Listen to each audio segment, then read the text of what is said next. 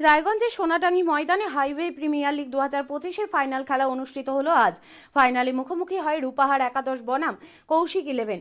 শেষ ওভার পর্যন্ত খেলা হয়েছে, প্রতিদ্বন্দ্বিতায় জয়ী হয় কৌশিক 11।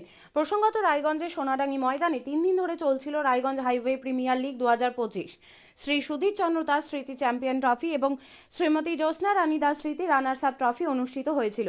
এই টুর্নামেন্টের পরিচালনায় ছিল হাইওয়ে ইউথ ক্লাব। আয়োজকরা জানিয়েছেন 3 দিন ব্যাপী রায়গঞ্জ, কালিয়াগঞ্জ, হেমতাবাদ এবং ইটাহার এই 4টি ব্লকের 8টি টিম এখানে অংশ নিয়েছিল। আইপিএলের ধাঁচে এই খেলা পরিচালিত হয়েছে, প্রতিদিন 5টি করে খেলা হয়েছে। আজ ফাইনাল হলো।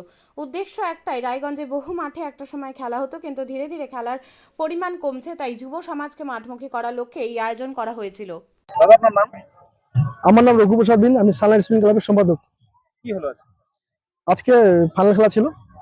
আমরা এটা হলো সোনাডাঙ্গি মাঠে ফাইনাল খেলা হলো। ফাইনাল খেলা, হ্যাঁ। ফাইনাল খেলা কার কার সাথে হলো?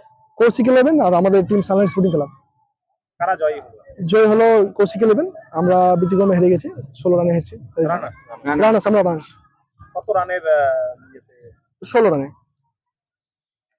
কতদিন ধরে হলো এই খেলাটা? এই খেলা আজকে নিয়ে 3 দিন হলো। কি বলবেন এই মানে খেলার সম্বন্ধে কি বলবেন? বলবো যে ভালো খেলা হয়েছে। এর আগেও খেলা হয়েছিল কোনো জেলায়, অন্য পারমি নামাই ছিল। তো আমরা ফাইনাল ওঠার পরে আমাদের কোনো পুরস্কার দেয়নি। এখানে কমিটি ভালো, আমাদের পুরস্কার দিয়েছে আর ভালো খেলাও করেছে, কমিটিও ভালো।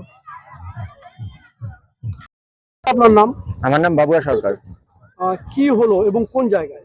এটা রায়গঞ্জের সোনাডাঙ্গি ময়দানে 3 দিন ব্যাপী একটা টুর্নামেন্ট হলো, হাইওয়ে প্রিমিয়ার লিগ নামে। আজ তার ফাইনাল খেলা ছিল। ফাইনাল খেলাতে রূপাহার একাদশ আর কৌশিক 11-এর খেলা হলো, তাতে আমরা জয়লাভ করলাম কৌশিক 11-এর হয়ে। কত রানে জিত?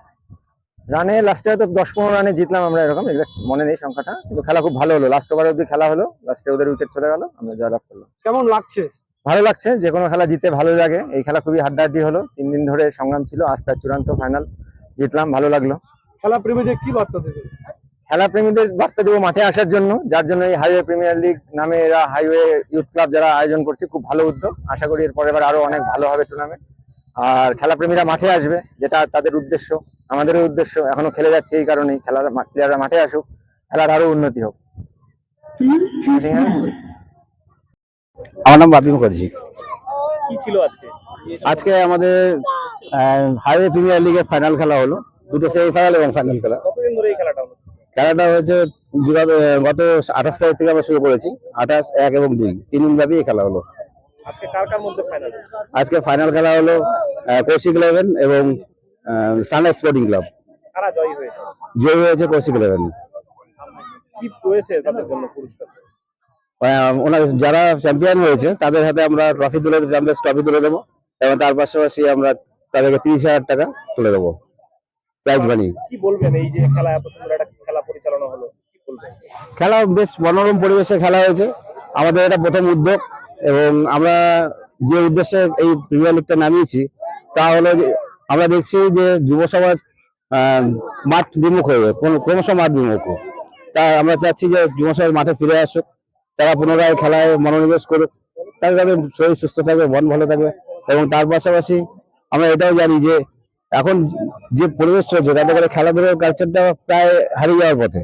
আমরা চাই এই কালচারটা যদি আমরা ধরে রাখতে পারি, বিগত দিনে আমাদের রায়গঞ্জ শহরের যে লোকাল প্লেয়াররা আছে তাদেরকে একটা সুযোগ করে দিতে পারবো। মূলত প্লেয়ার যারা আছে তারা কোথাকার? আমাদের 4টে ব্লকের প্লেয়ার রয়েছে, কালিয়াগঞ্জ, হেমতাবাদ, রায়গঞ্জ এবং ইটাহার। কতগুলো দল অংশগ্রহণ করেছে? 8টি দল অংশগ্রহণ করেছিল। আজকে কি শুধু ফাইনাল খেলাই হলো? হ্যাঁ, না, আজকে দুটো সেমিফাইনাল এবং ফাইনাল। এক এক দিনে কতগুলো করে খেলা হয়েছে?